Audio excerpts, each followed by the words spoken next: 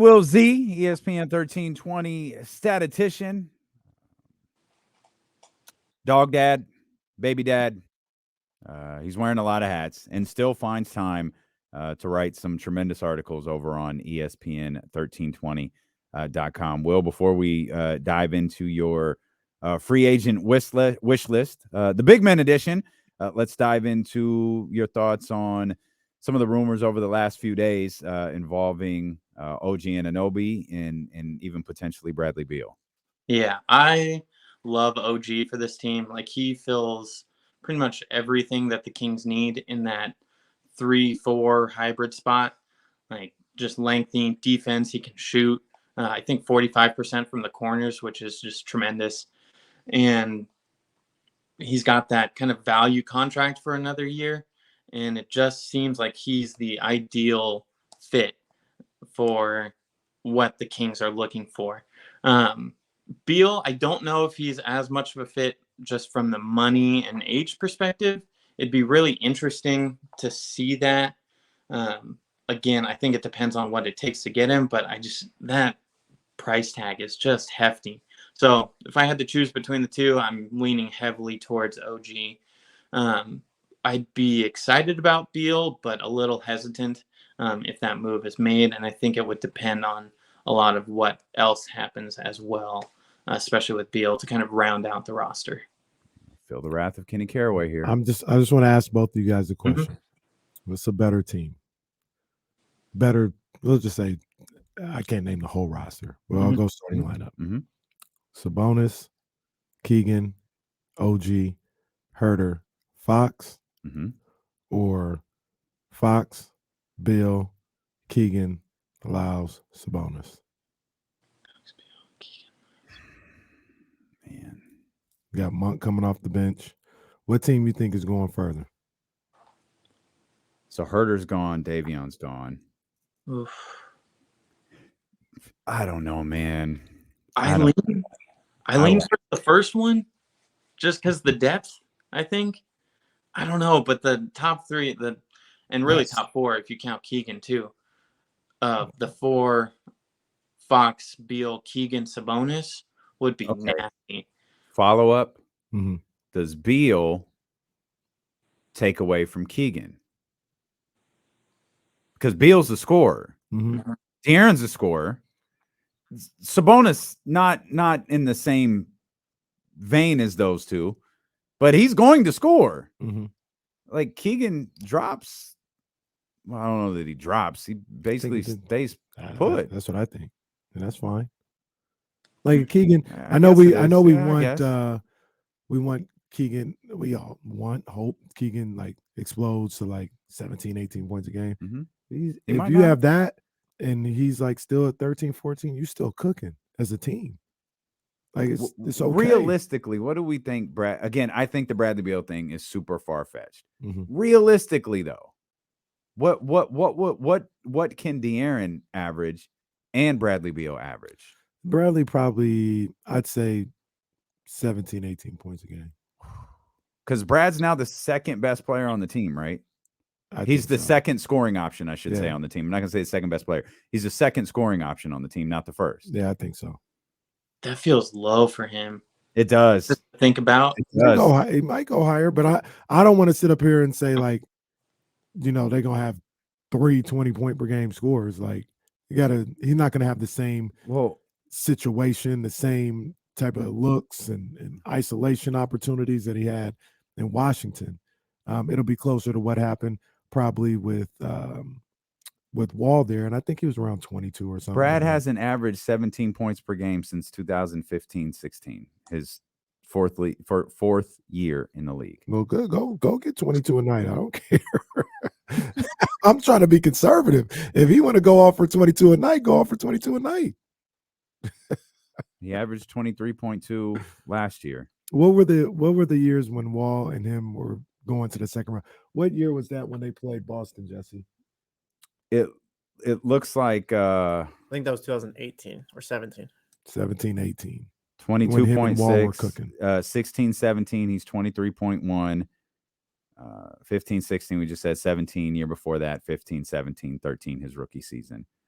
So he probably had a couple of 20-point per game seasons with John Wall. Mm-hmm. He shot 46% on his wide open threes last year, which is what did you say? 46? 46% on his wide open threes. He only took 1.7 a game though, so he wasn't getting that many looks. Yeah, because he was handling the ball the whole time. Yep. Yeah, he was 1 of 1 over there. 40% on catch and shoot. So you got to imagine those number of looks would go up for him with Fox and Sabonis. But here's why I don't think it's as far-fetched as maybe I originally thought. Okay. And you tell me if I'm wrong here. That came out for a reason, and it came from his side. It definitely came from his side.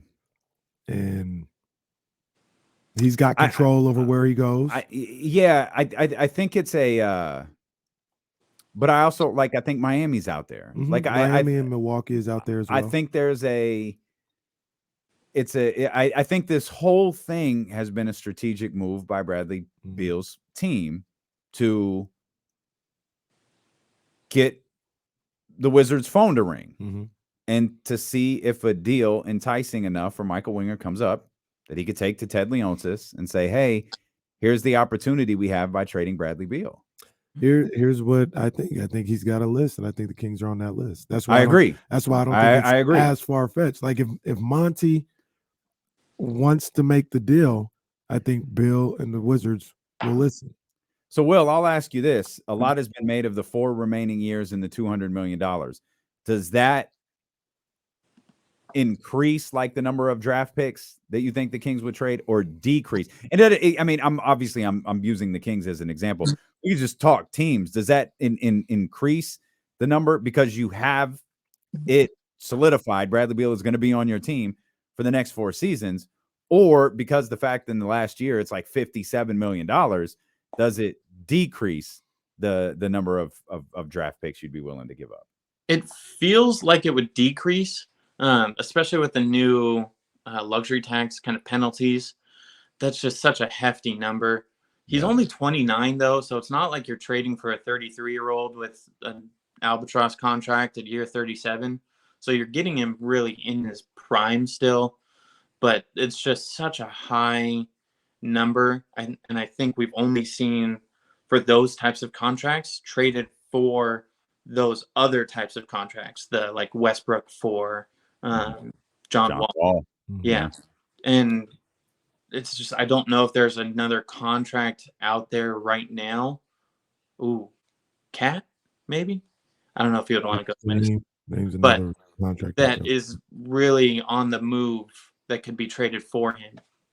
So it just feels like it's kind of hampers down the line too much to kind of decrease the value just slightly. So here's what I will say. We joke about this a lot, but it is true. Like the cap is going up.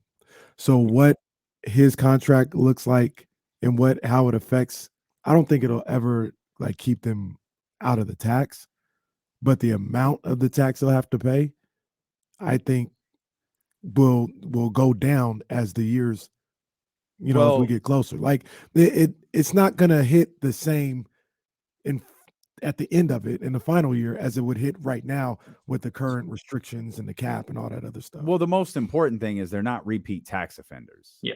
Like because that's where the penalties get outrageous, is when you become, that's where it gets Warriors, Brooklyn. I feel like I'm leaving something. That's where Clippers. It gets Clippers. That's where it gets crazy. Yeah.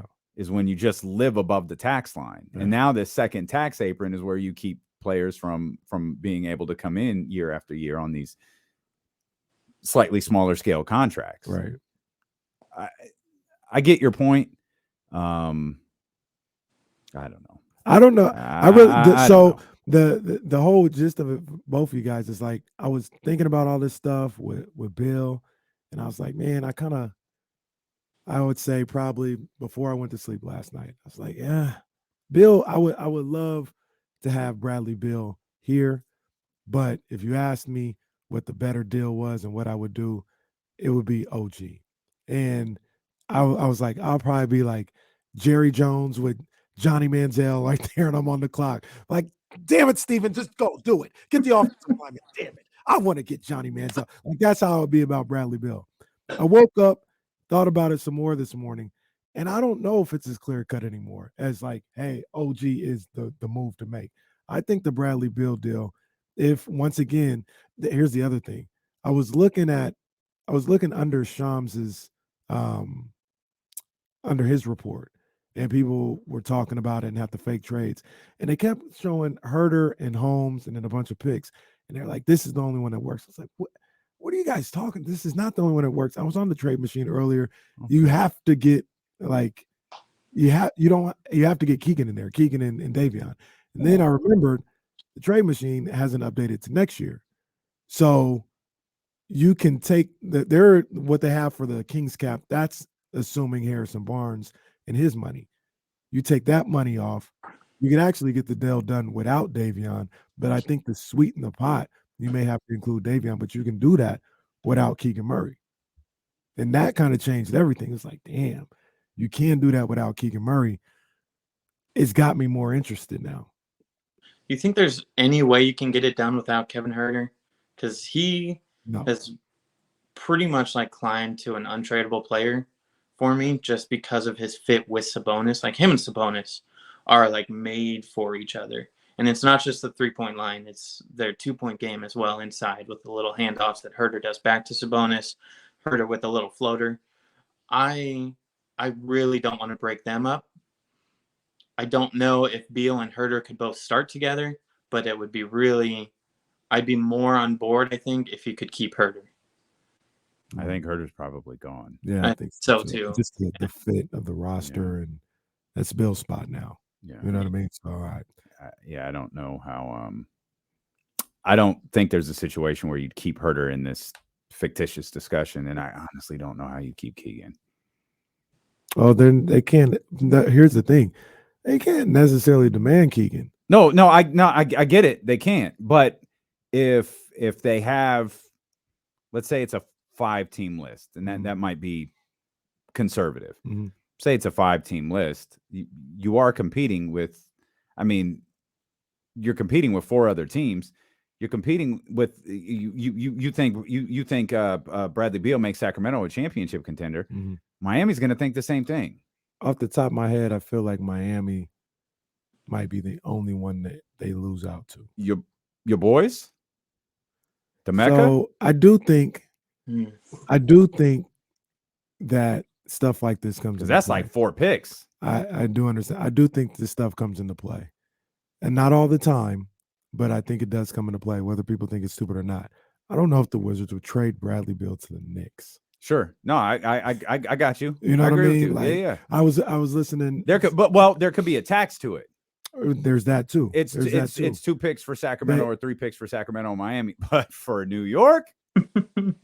Yeah, we're turning that up. About 4. I'm gonna need 4, 5, 4 and 5. 4 and 5. Because I was still listening to that long ass Bill Simmons podcast before I could even get to Doc.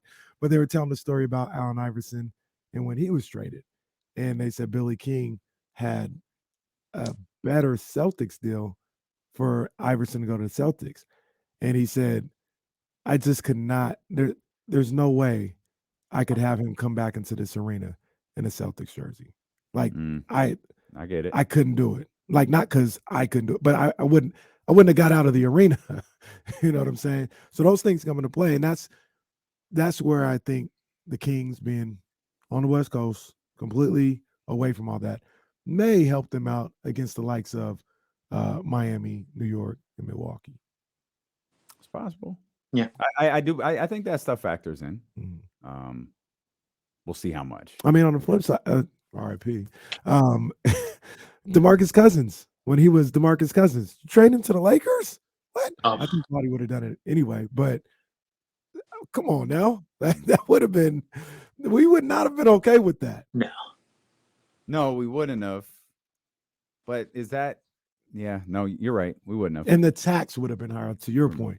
You trade him to, all right, give us Brandon Ingram, and then, I'll be able to figure out my emotions. But for Kwame Brown and Chris Mim, like, no, I don't know why I laughed at that. Was that the Magic era Lakers? Was Magic running that? Didn't Magic? Yeah, I think he didn't was. Magic want DeMarcus? I think so. Yeah, I thought so too. Yeah. Will didn't write about any of this. He wrote about free agent options for the bigs. He's already covered the wings. Both are available over at ESPN1320.com. And let's start with your list of bigs here. We can go from 5 on down. Who you got at number 5 here for your list? Yeah, so for the bigs, it's kind of interesting because you're either looking at a backup spot or a starter, depending on what they do, either with trades or with the wings. But for number 5, Christian Wood, who is still kind of a fascinating idea, maybe more so than a fascinating reality. But the Kings' superpower is their offense, and I think that he would kind of either maintain or improve that superpower. He can shoot 37.6% from 3.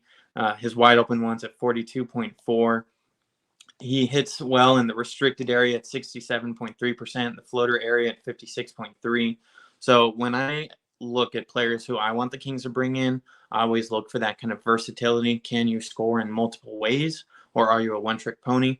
He has that ability to kind of score multiple places on the floor, and he grabbed 7.3 rebounds in 25.9 minutes. The question is, can he buy in to the system, that all-in mentality? I feel like that's what's kind of knocked him in his career to this point. I don't know how it would look on defense either. So that's kind of why he, although it may look like a good fit by the numbers, why he's in that number 5 spot. Okay. Christian Wood, there's something about him that I tend never really like feel comfortable with. He felt like an intriguing trade option a year ago, and then he didn't. Yep. I don't know what to think about that. Who's next on your list? Yeah, number 4, Naz Reid. I think there a you lot go. of Kings favorites. The reason he's at 4 and not higher, I don't think he would start. The biggest question that I see on Twitter about him is, could he start with Sabonis? And that just feels a little iffy to me. I don't feel like the two of them have the shooting and defense that it would work as starters. But if you can snag him for that backup spot and kind of fill in for injuries, he's athletic. One of the best finishers at the rim in the entire league. He was 15th in the NBA with a 76.6% in the restricted area, which coincidentally is tied with De'Aaron Fox, which again just shows how good Fox was at the rim to be tied with like a 7-footer. And just he's 23, so he fits the timeline to kind of grow with the rest of the core. I don't know if he would take a backup role. He seems kind of primed to take the next step in his career to find a starting spot. So it kind of depends on what he's looking for as well. But if you can get him, snag him for that backup spot, I think a lot of Kings fans would be happy. I can confirm that. Yeah. Kings fans would be pretty hyped over that. I'd be hyped too. Yeah, that's legit. But your concern was about him starting at the 4 with Sabonis. That brings us to number 3. Now, there's probably there's probably isn't a flat out starter in this situation. There's probably things that are happening along the way that leads us to this individual being a starter. But number 3 is Trey Lyles. It seems like a no-brainer. I feel like the only thing that would complicate it is if you bring over Sasha and have that kind of redundancy between the two. But either way, Trey wants to be here. He knows the offense. Everyone likes him. It just fits from he can shoot. He's always in the right spot on defense. He's a likable player, and he has the talent to back it up. So feels like a no-brainer who thrives coming off the bench or can spot start, or if something drastic happens, like you were saying, can maybe be that starting 4 to fill in if there's a gap from a trade or something else. So, Damien, you said you don't think Trey could be a starter? No, I said I do. I think there's things that have to happen for Trey to be a starter. I got you. If Harrison's back, Trey's I don't think Trey's a No. starter. No, you're right. I think it's the same starting lineup we saw last year. That's why I was like, because the thing with Naz Reid playing the two together. Obviously, any of these guys being a starter, it's probably contingent on whether Harrison Barnes is here or not, or whether a deal for OG Anunoby or a different player through trade in that position comes through. But there isn't a flat out situation, I think, where either of these guys are starters, particularly Trey. But to answer, I do think Trey can start. Yeah, absolutely.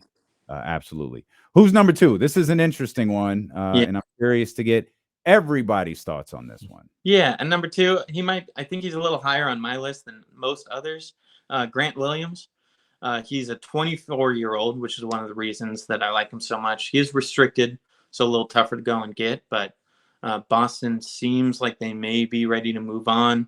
I know I asked Jesse the other week, and he kind of maybe agreed. He can shoot. You want to weigh in here, Boston Insider? I think Grant Williams would be good with this team. I'm not sure how much money he's going to get. There was reports earlier on in the year he wanted like $20 million. There's no chance. There's no chance. Okay. Yeah. Okay. That was like beginning of the season. No chance that's happening. Pal. So I think he's probably like a 12, 13, 14 million dollar player, but he's good if he sits on the 3-point line and plays defense. Was there a sign and trade story out there yesterday that the Celtics may be willing to move on from Grant Williams? I can't remember where I saw it from. I think I saw it too. I thought so too. I don't know that there was I don't think it was tied to anything specific. It was just one of those kind of generic reports. I think he'd be solid on the Kings, but he just can't put the ball on the floor when he's playing. But you're big on Grant Williams, Will. Yeah, and it really, like Jesse said, it's the 3-point shooting plus the defense. He's not great elsewhere on the floor. I'd be interested to see if that would change with the Kings offense compared to the Boston offense. Just kind of more ball movement. Boston seems to get a little sticky with the ball at times, and I would want to see him. Can he cut? Can he do some of that movement that Trey Lyles does so well, and get more easy looks inside? But he can shoot both above the break. He's at 38% and 42.4% from the corners. So really kind of an all around the court 3-point shooter. And you can stick him on a top tier offensive guy to try and shut him down too, kind of, which we saw in the playoffs. Don't know if it necessarily worked with Jimmy Butler and all that, but I like his defense for this team as well. I like Grant Williams. I think so do I. He brings a level of toughness too. Like, I know people talk about the whole situation with Jimmy Butler. I had no issue with that. I thought at least somebody was wanted him doing to do something. Put his head down. Like, right. what's Jimmy Butler was out here punking the Celtics all over, but at least somebody stood up to him. Oh, hold on. I'm sorry. What did you say? Yes, don't talk to Jimmy Butler, bro. You're a role player. Why would you piss that guy off? Like, you're not. You know why? Because your star players won't do it. They letting them run all over the place. Who cares? Tatum was doing fine. Like I said, role players should not talk smack if you can't cash the checks. That's my whole thing. Grant Williams had no business. I'd talk to Will. Like, it's done. If Marcus and Jalen would have done what they were supposed to do, Grant wouldn't have had to do that. Jesse's gotten over the Eastern Conference. He's fine. Number 1 on your list, Will Z is who? Let's get a little weird. Brooke Lopez. The Kings. Brooke Lopez is 90. He's 90 years old, Will. He's 35. He looks great. He played, 78 games last year. The Kings' 2 biggest problems were at times rebounding. It wasn't a consistent problem all season, but when it popped up big. So rebounding and rim protection. And Lopez can do both of those. He 2.5 blocks and he can shoot. He's a great cutter. He sets great screens. He just does everything that seems to fit perfectly for the Kings offense. I don't know how the defense on the perimeter would look with him and Sabonis. It feels like you could start them together and then really stagger their minutes. Maybe go more zone, which has become more prominent in the last few years. I don't know, but just his ability to kind of stretch the floor, protect the rim, grab rebounds. I'm so intrigued by it, and I just kind of want to see it just for fun. Like, I just want to see it once. In your opinion, is Brooke is Brook Lopez a player the Kings go after if Harrison isn't back? Or does it matter? It feels like their priority would still be a wing, which I agree with. Like, I don't know if he's your first signing. I don't know, because I don't know if he would want to come off the bench.